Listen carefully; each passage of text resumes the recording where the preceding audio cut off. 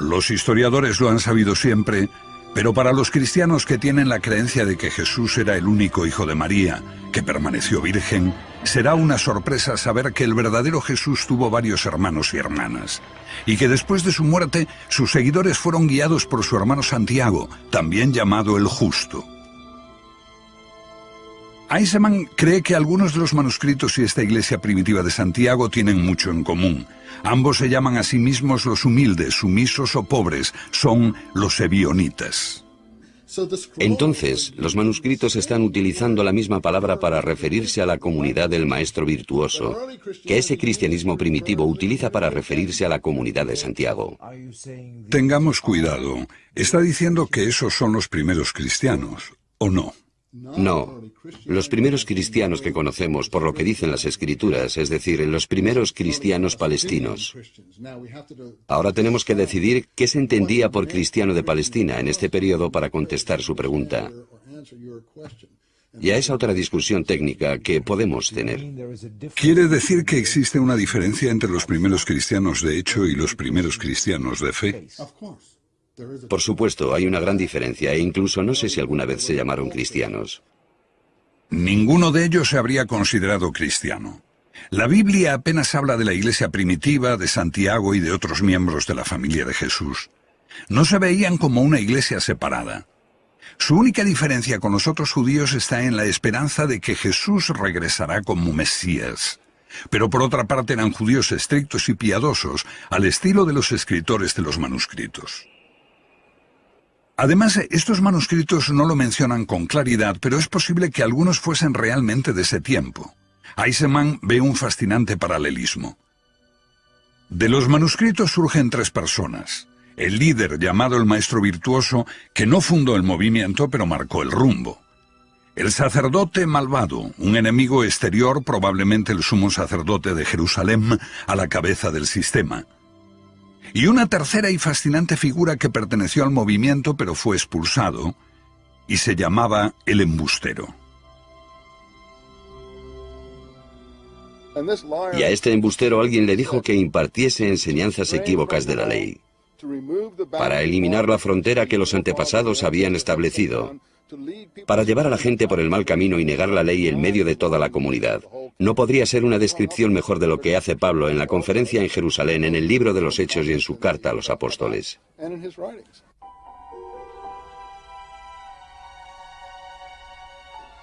San Pablo, considerado como un embustero, los evangelios narran cómo Pablo, enviado por el sumo sacerdote para arrestar a los seguidores de Jesús, se convierte gracias a una visión cegadora camino de Damasco.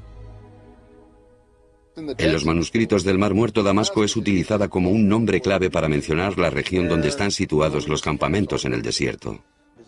Lo que algunos especialistas han propuesto es que Damasco es un distrito dentro del sistema administrativo romano y otro término para designar la región de Qumran. Se trató de una conversión, las creencias de Santiago, pero que después le crearon conflictos, aunque muchos estudiosos, incluido Larry Schiffman, rechazan categóricamente relacionar ambas cosas. Esta teoría se ajusta a la historia. Según podemos reconstruir, parece que muy pronto se desarrollaron dos corrientes. Una, personificada por Santiago el Justo, que quería mantener el cristianismo como una forma de judaísmo, practicando todos los ritos judíos. La otra pretendía ver al cristianismo como un movimiento mundial y ponerlo fuera de Palestina y fuera de la comunidad judía. Y esto, por supuesto, es lo más conocido de las escrituras de Pablo. En esta confrontación entre Santiago y Pablo tenemos el verdadero epítome de lo que se dice de Qumran.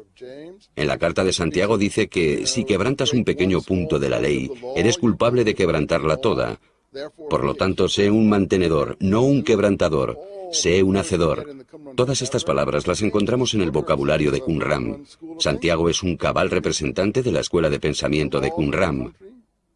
Tiene un compromiso con las leyes del país, con su independencia, resistencia al gobierno extranjero, resistencia al sacrificio extranjero en el templo, resistencia a todo lo extranjero, y Pablo es todo lo opuesto. ¿Qué dice San Pablo? Pablo dice lo opuesto. La vía de Pablo lleva el cristianismo a los gentiles. Pablo dice que todos somos iguales en Cristo Jesús. Pablo representa el cosmopolitismo helenístico.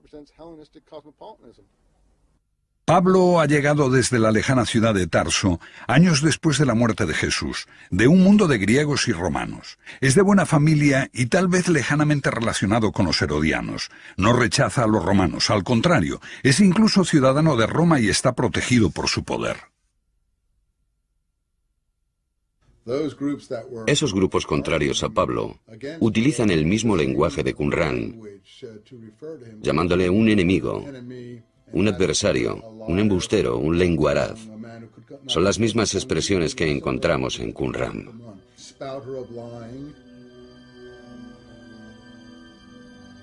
La disputa con los seguidores de Santiago resuena en las Escrituras.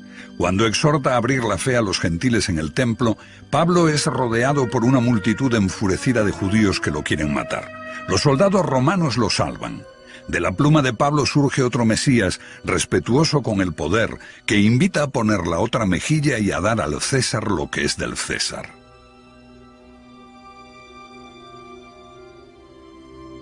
Pablo no sabe nada de Jesús. Un hecho que parece conocer es que fue crucificado. No parece disponer de material íntimo, ni siquiera lo cita. Es muy sorprendente que alguien que vive en una proximidad tal y que tendría que conocer historias y haber oído relatos de otra gente, sepa tan poco sobre Jesús. La figura que Pablo sí conoce es la que revela cosas desde una morada celestial. La figura que él llama Cristo Jesús está en los cielos. Es el Espíritu Santo que le revela a Pablo este Cristo Jesús de los cielos. Por eso los grupos de Qumran se habrían referido a un personaje tal como un hombre de mentiras y cosas así, porque obviamente en una situación como esa el Cristo Jesús en los cielos se transforma en lo que piensas que debería ser. Entonces, ¿quién conocía al Jesús terrenal? Bueno, gente como Santiago, la persona que vivió con él, que ocupó su lugar y fue martirizado como parece que lo fue. Por eso, yo digo que una vez encontrado el Santiago histórico, en realidad has hallado al Jesús histórico. Pablo difunde su palabra fuera, lejos de la iglesia de Santiago. Una misión que se adapta mejor al mundo de los gentiles, griegos y romanos. El mensaje de un Cristo para todos, un Jesús más suave que el Mesías de los manuscritos del Mar Muerto.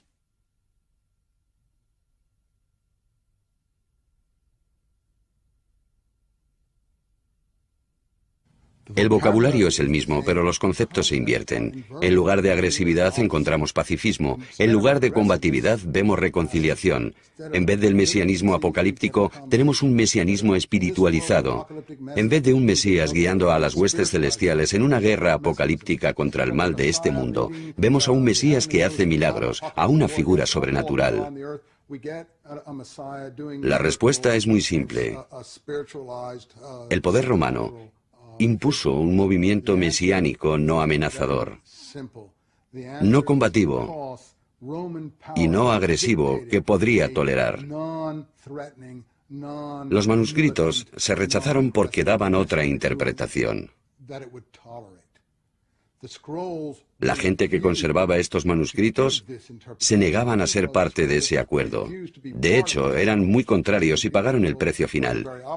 Creo que una de las razones de que los manuscritos estuviesen en una cueva es porque nadie pudo regresar y recogerlos, lo que quiere decir que todos perecieron.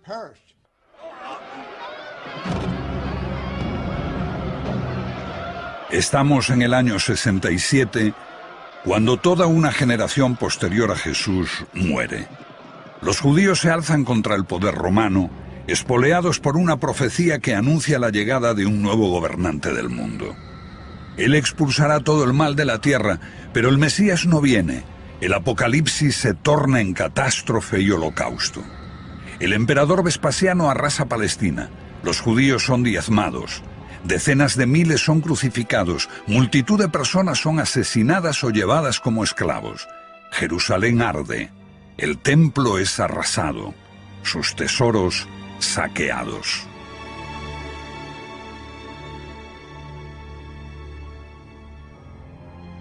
En este holocausto, los escritores de los manuscritos desaparecen y la iglesia de Santiago se evapora.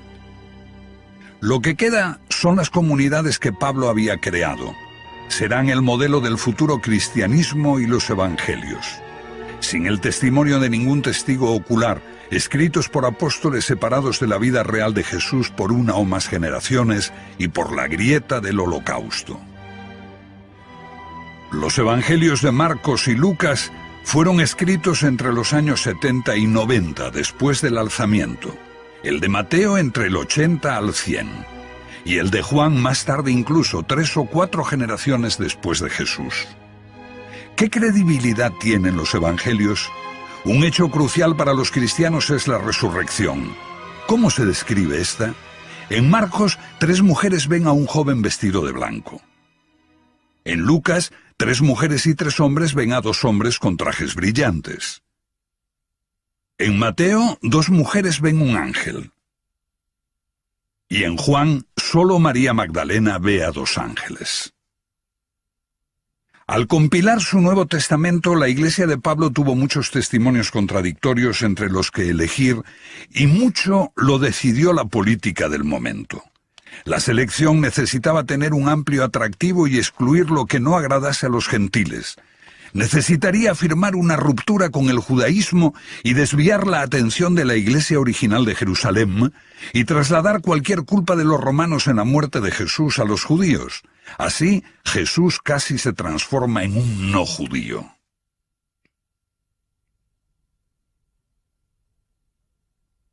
La única forma de mesianismo que Roma estaba dispuesta a aceptar era la forma que ahora llamamos cristianismo, que fue, de hecho, adoptada en el Imperio Romano en la forma que conocemos 300 años después. La única forma de judaísmo que Roma estaba dispuesta a aceptar es la forma de judaísmo que conocemos ahora. Y esas son contradicciones para el judaísmo. Es decir, el judaísmo fariseo que se adueña del judaísmo rabínico.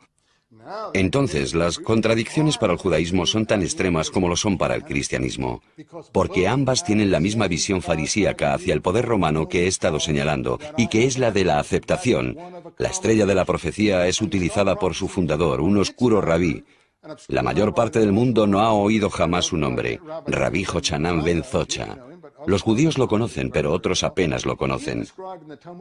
Se dice en los materiales talmúdicos que salió de incógnito de Jerusalén en un ataúd en los tiempos de la guerra con Roma, entre el 67 al 70 después de Cristo. Él disparó una flecha al campo romano diciendo: el rabí Jochanan es amigo del emperador.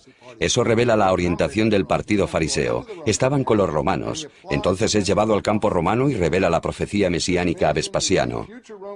Vespasiano es el futuro emperador romano y será quien destruya Jerusalén, el padre de una nueva familia imperial llamada Flavio. El líder, el general de los romanos. Sí, y le dice: eres el gobernante del mundo llamado desde Palestina para gobernar al mundo.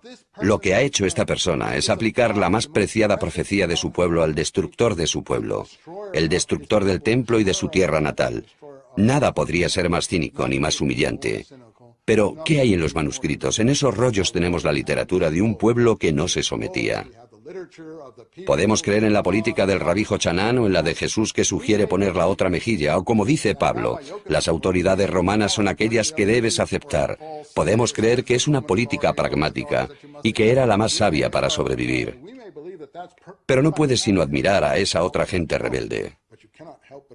Estemos o no de acuerdo con ellos, eran los mártires de la época, los otros eran los acomodaticios. Y la razón de que no sobrevivieron es porque anhelaban la totalidad. La literatura que nos legaron y que ha salido a la luz son los manuscritos.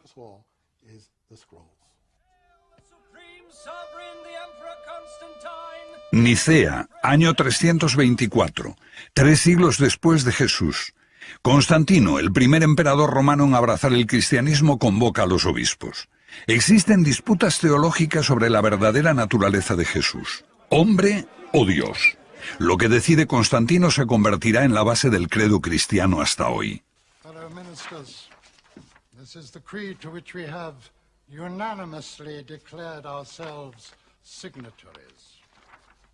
En la auténtica tradición romana, por voto mayoritario de los obispos y por decreto imperial, Jesús se transforma en un Dios.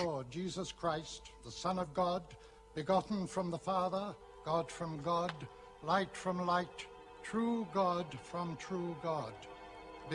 El rumbo iniciado por Pablo concluye. Todas las voces disidentes son silenciadas. Los manuscritos del Mar Muerto hablan de hijos de Dios en plural. Son los perfectos, son la gente que cumple perfectamente con la ley. ¿Cómo se hubiese sentido el Jesús histórico de haber sabido que sería llamado el divino Hijo de Dios y el único? Creo que se había horrorizado, completamente horrorizado. Es todo lo opuesto a lo que él representaba o podía haber representado en la Palestina de la que hablamos.